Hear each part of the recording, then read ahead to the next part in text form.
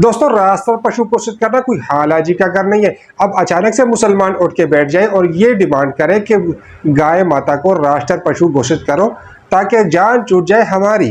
अस्सलाम वालेकुम। अभी हम लोग हैं हमारे ईदगाह में बकरीद का नमाज पढ़ने के लिए आए हैं और हम सब चाहते हैं कि देश में भारत सरकार गाय को राष्ट्रीय पशु घोषित करे, क्योंकि हिंदू धर्म में गाय को एक पवित्र जानवर माना जाता है और हमारे हिंदू भाई गाय को गौ माता बोलते हैं। तो हम उनकी आस्था का सम्मान करते हैं, उनकी आस्था का इज्जत करते हैं। इसलिए भारत सरकार से अपील है, रिक्वेस्ट है कि गाय को राष्ट्रीय पशु घोषित करे, क्योंकि हमारे देश में जो नफरत फैली हुई है वो इसी से फैला हुआ है। और हम चाहते हैं कि भारत में सिख, ईसाई, हिंदू सब कोई मिलजुल कर रहे, भारत में इज्जत, अमन और शांति फैले।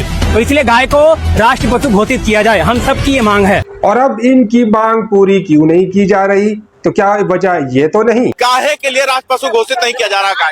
गाय माता को राष्ट्रीय पशु इसलिए घोषित नहीं किया जा रहा है क्योंकि 5 बीफ एक्सपोर्ट कंपनियां हैं सबसे बड़ी।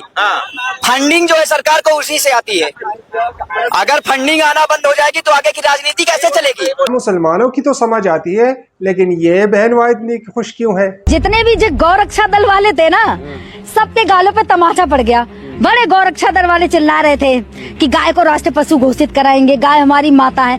पहले इनके मुंह पे तमाचा मारा हमारे मोदी जी ने, ठीक है। दोबारा इनके मुंह पे तमाचा मार दिया हमारे मुस्लिम भाइयों ने, क्या कह के कि गाय को राष्ट्रपति घोषित कर दीजिए, हम लोग नहीं खरीदेंगे। अब पहले ये लोग ये कह रहे थे कि भाई राष्ट्र पशु, भाई अब तो सुधर जाओ, अब तो मुस्लिम भाई भी गाय नहीं खरीद रहे, कह रहे राष्ट्र पशु घोषित कर दीजिए, कुछ भी करे। अब करेंगे ये लोग, अब बोलेंगे, क्योंकि 2 बार तमाचा खा चुके हैं, अब काहे बोलेंगे। और यहाँ फौजी भाई भी कोई कम नहीं है, वो भी कह रहे हैं कि क्यों नहीं घोषित कर रहे हैं। जरा इसको भी सुन लेते हैं। गाय को राष्ट्रीय पशु क्यों नहीं घोषित कर रहे?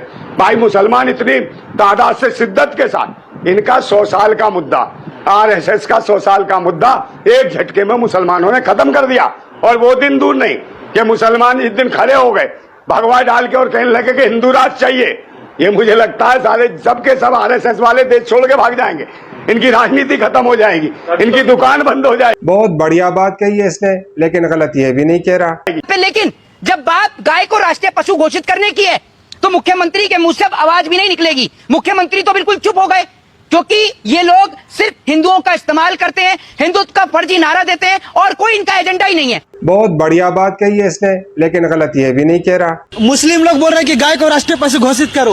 अब बताइए भैया, हम हिंदू लोग गौ हमारी माता है, गौ हत्या बंद करो, सिर्फ चिल्लाते रह गए, नारा लगाते रह गए, लेकिन असली मांग अन्य समुदाय के लोग कर रहे हैं कि गौ को राष्ट्रीय पशु घोषित किया जाए। लेकिन फिर भी हमारी सरकार अभी तक गौ को राष्ट्रीय पशु घोषित नहीं कर रहे हैं। भाई क्या बात है? सही पकड़े हैं आप, लेकिन है कहाँ अभी वो लोग? कहाँ है बजरंग दल के लोग?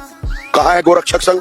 कहाँ है वो लोग जो जिस तरीके से तमाम चीजों की रक्षा करने की बात करते हैं? तो भाई अगर उसकी रक्षा करें, अगर उसको भगवान का दर्जा दिया है, उसके समर्थन में रैली हो रही है कि हमारे भगवान है, तो फिर उसको काटा क्यों जा रहा है? मैं सवाल पूछ रहा हूँ, बड़ी बात है, उसको काटा क्यों जा रहा है? क्यों हिंदू लोग उस सुअर को खाते हैं? क्या मुसलमान सुअर खाते हैं? सुअर मुसलमान तो नहीं खाता ना कोई भी। जो सुअर को सेवन कर रहे हैं हिंदू लोग कर रहे हैं अधिकतर। तो फिर अगर एक तरीके से आप भगवान भी कह रहे हो, फिर उसको काट कर भी खा रहे हो, तो ये बहुत गलत है। तो अगली चलो, इनकी तो समझ में आती है, लेकिन ये बीच में क्या बोल रहा है?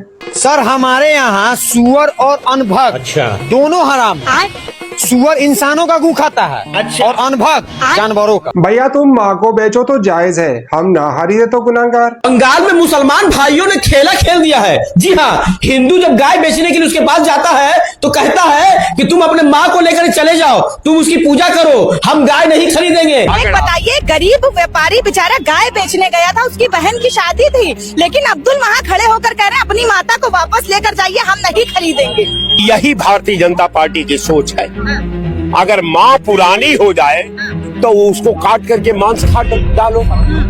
अब तो यही है कि भाई अगर माँ पुरानी हो गई, बाप पुराना हो गया, तो उसे घर से मार कर बैला दो। यही भारतीय जनता पार्टी का जो संस्कृत है, जो इसके शब्द है, वो निश्चित तौर पर मैं मानता हूँ कि भारत के विधा को मदाहत करते हैं, भारत के विधा को घायल करते हैं, भारत की भावना को कुठाराघात करते हैं। कि भारतीय जनता पार्टी के इसी तरह के मुद्दा चाहिए।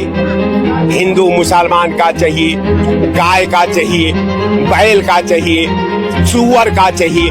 वो अभी आज तक पशुओं से ऊपर सोचने का प्रयास नहीं किया। और अभी रुको, ये पगड़ी वाला भी कुछ कहना चाहता है। भाई अब की बार मुसलमानों ने इन सबको सही सबक सिखाया। जब मुसलमान गाय खाता था तब ये लोग गाय माता करता था, और जैसे ही मुसलमानों ने खाना बंद किया तो रोड पे घूम घूम के रो रहा है कि भाई कोई भी मेरा गाय खरीद लो। देख रहे हो इन सब की असलियत। बताओ, मुसलमान गाय खाए तो प्रॉब्लम और ना खाए तो प्रॉब्लम, करे तो करे क्या। सही पकड़े हैं आप। मुसलमानों ने भी सोचा कि क्या दफा करो यार गाय को, क्यों का बार बार क्या कि जो है ना देश में रोला मचाए, साइड पे ही रख लेते। मुसलमान वैसे भी गाय नहीं खाने की मना कर दिया भाई। जब तुमने मुसलमानों पर प्रतिबंध लगाया, गाय के नाम पे देश बांटने को, इसकी मुसलमान देश बताना चाहता है, इसीलिए उसने अयोध्या मंदिर का भी विरोध नहीं किया। उसने कहा कोर्ट का फैसला आया, मान लिए, नफरत खत्म करो। और मुसलमान चुप है, इसीलिए देश बचा हुआ है। आज के दौर में मुसलमान चुप है, इसलिए देश बचा हुआ है। बिल्कुल यही बात है, और बचा के भी रखो, उसको चुप करके रखो, क्योंकि अगर वो बोल गया ना। गाय को आप राष्ट्रीय माता घोषित क्यों नहीं करते हैं? जैसे बाघ को आपने राष्ट्रीय पशु घोषित किया हुआ है, राष्ट्रीय पक्षी मोर को घोषित किया हुआ है, तो आप गाय को राष्ट्रीय माता, राष्ट्रीय पशु घोषित कर दो। ये तो लंबी मांग है। देश के मुसलमान भाई तो इस बात का विरोध ही नहीं कर रहे हैं। ये तो भाजपाइयों के पिछवाड़े में दम नहीं, हम किसी से कम नहीं, माने इनको दूध पिलाया नहीं। इनसे तो कहीं बेहतर औरंगजेब था, जो मुस्लिम शासक होते हुए गौ हत्या करने वालों के दोनों हाथ काट लेता था। ये ले भाई, एक और आ गया। चलो आप बताओ क्यों नहीं कर रहे। अगर गौ माता को राष्ट्रमाता, हिंदूवादी सरकार है, सड़क के पार्षद से लेकर राष्ट्रपति तक भाजपा का, हिंदूवादी सरकार। अब हमको ये बताओ, गौ माता को राष्ट्रमाता घोषित करने में दिक्कत कहाँ से आई? भाई सारे कह रहे क्यों नहीं कर रहा, ये आखिर कौन नहीं कर रहा। मुसलमान भाइयों ने जब से गाय को राष्ट्रीय पशु घोषित करने की मांग की है, तब से बीजेपी आरएसएस के मुंह पर ताला लग गया है। ये ताला क्यों लग गया है, अगर आपको पता हो तो कमेंट बॉक्स में मुझे बताना। और मुसलमान भाइयों, आपको यार दिल से सैल्यूट है भाई, आपने वो कमाल कर दिया है कि भाई बीजेपी आरएसएस जिस चीज के लिए राजनीति करते हैं, वो राजनीति आपने खत्म कर दिया भाई। मजा आ गया दोस्त, सल्यूट है आपको। हाँ, कमेंट करके इसको भी बता दो, ये भी तौला होके बैठा है कि क्या हो जाए। जानवर को काट करके खा जाते हैं, जानवर में से दूध निकाल के पी जाते हैं। इनका मानना देखिए ठीक है, गाय दूध देती है, लेकिन वो गाय दूध देती है अपने बछड़े के लिए, आपके लिए नहीं देती कि आप निकाल करके उसको गर्म करके चाय बना करके पिए। अच्छा नाज़रीन, सोशल मीडिया भी किसी को माफ नहीं करता। अमिताभ बच्चन साहब ने एक बयान में कहा कि गाय दूध देती है अपने बछड़े के लिए, आपके लिए नहीं कि आपको उसको गर्म करके पी जाओ। और वही दूसरे बयान में दूसरे शो में जाके खुद कहता है कि मैं रात को एक गिलास। आपका लंबा दिन बहुत होता है, बहुत यहाँ पे टाइम बीत जाता है, तो आप भी दूध पीते हैं शो के बाद? हाँ सर, रात को सोने से पहले प्याला दूध पी लेते हैं। अमिताभ साहब तो रात को एक गिलास डकार मार के पी लेता है, लेकिन क्या ये वेज है या नॉन वेज? क्योंकि अमिताभ साहब तो कहते हैं कि मैं नॉन वेज नहीं खाता। तो इसके जवाब सुनने के लिए डॉक्टर साहब के पास चलते हैं। तो चलिए देखते हैं डॉक्टर साहब की वीडियो, वापस आकर बात करेंगे। हमारे साथ रहिए। और आपको पता है कि चैनल नया है तो वीडियो को शेयर भी करना है, सब्सक्राइब भी करना है, और बेल आइकन का बटन तो जरूर दबाना है, क्योंकि हमारी हर नई आने वाली वीडियो आपका करके पहुंचे। जो गाय का दूध पीते हैं वो वेज है कि या नॉन वेज है? भाई का सवाल है कि हम गाय का दूध जो पीते हैं वो वेज है कि नॉन वेज है। साइंटिफिकली गाय वेज है कि नॉन वेज है? भाई साहब, हम लोग जानते हैं नॉन वेज है। गाय नॉन वेज है ना? हाँ। तो उसका दूध वेज होगा या नॉन वेज होगा? नॉन वेज, लेकिन हम लोग का धर्म में वो देवी है। हाँ, अभी उसके ऊपर बाकी सवाल आ गया ना। आपका पहला सवाल था कि दूध नॉन वेज है क्या वेज है, तो मैंने पूछा गाय नॉन वेज है क्या वेज, आपने कहा नॉन वेज, तो दूध भी नॉन वेज होगा। तो साइंटिफिकली दूध नॉन वेज है, लेकिन क्योंकि दूध के बिना आपकी जिंदगी नहीं गुजर सकती है, तो दूध को लोग ने वेज कर दिया। आप समझे ना, दूध के बिना जिंदगी गुजरना मुश्किल है, तो दूध को वेजिटेरियन कह दिया।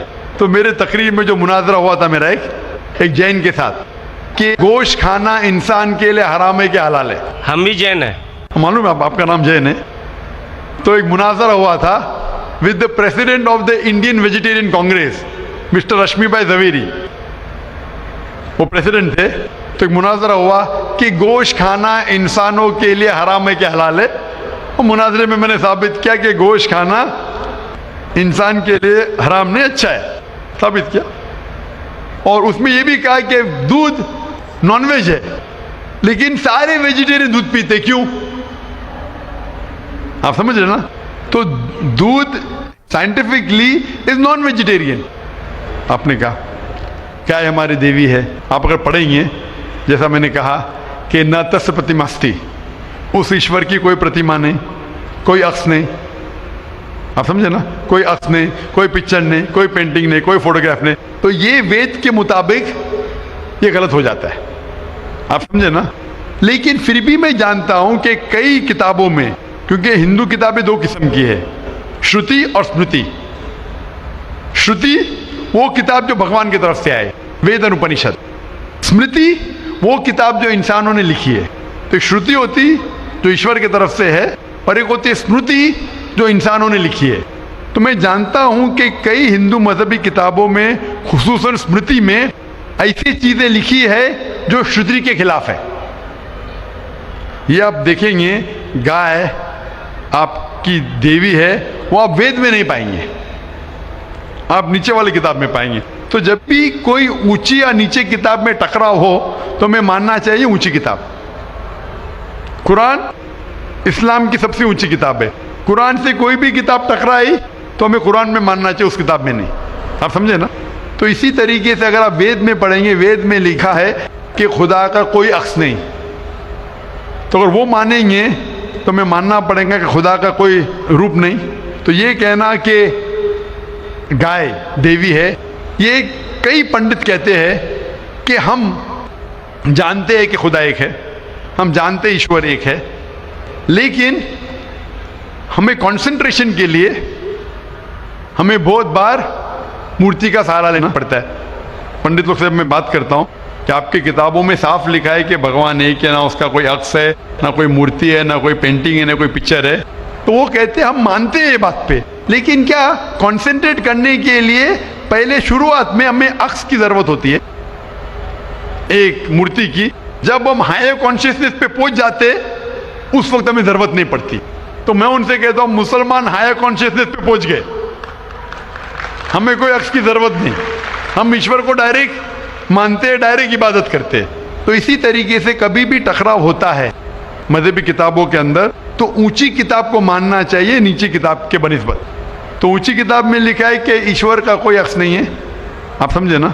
फिर भी आप देखेंगे लोग अपनी मजहबी किताब को नहीं मानते। तो मेरा यही कहना है लोगों से, चाहे मुसलमान हो, जैसा मैंने कहा कि कुरान को समझ के पढ़ो, मैं कहता हूं हिंदुओं से कि आप भी वेद को समझ के पढ़ो। मैं कहता हूं इंडियन गवर्नमेंट से कि संस्कृत कम से कम हिंदुओं के लिए फर्ज करो, तो हिंदू कम से कम संस्कृत पढ़ सकेंगे, अपने मजहब के करीब आएंगे और हिंदू मुस्लिम भी करीब हो जाएंगे। क्योंकि संस्कृत पढ़ेंगे तो आपको पता चलेगा कि आपकी किताब में क्या लिखा है। तो कोई भी पंडित आपको घुमाएगा नहीं, फिर पंडित घुमाएगा तो बोलेंगे तो हवाला दो कोई है, आप समझे ना। बहुत से हिंदू मेरे जो सुनते मुझे अपने पंडित से पूछते गए मुसलमान है जो ऐसा करता है, बोलते अरे अरे वो मुसलमान को सुनो मत। अरे क्यों नहीं सुनो भाई, मैं अगर हवाला गलत दे रहा हूं तो आप आके पूछ सकते मुझे कि आपने जो हवाला दिया वेद का गलत है। मैं इंसान हूं, गलती कर सकता हूं, आप समझे ना। तो मैं कहता हूं हिंदुओं से कि आप संस्कृत जानो, अपनी वेद पढ़ो, ताला विला कलिमतिन सवाइन बैना बैनकुम। आओ हम उस बात की तरफ जो आप और हम यकसा है, यकसानियत की तरफ आएंगे तो हिंदू मुसलमान एक हो जाएंगे। Hope the answer the question. जी तो नाजरीन, वीडियो आप लोगों ने देख ली, उम्मीद करता हूं कि आप लोगों को पसंद आई होगी। इस तरह की मजीद अच्छी वीडियोस देखने के लिए हमारे चैनल को सब्सक्राइब करें और बेल आइकन का बटन जरूर दबाएं ताकि हमारी हर नई आने वाली वीडियो आप तक टाइम से पहुंच सके। अपना बहुत सारा रखिए ख्याल, हमें भी दुआओं में ज़रूर याद रखिए हर वक्तों को छोड़ के। एक नई वीडियो के साथ, तब तक के लिए हमें दीजिए इजाज़त। अल्लाह हाफिज़।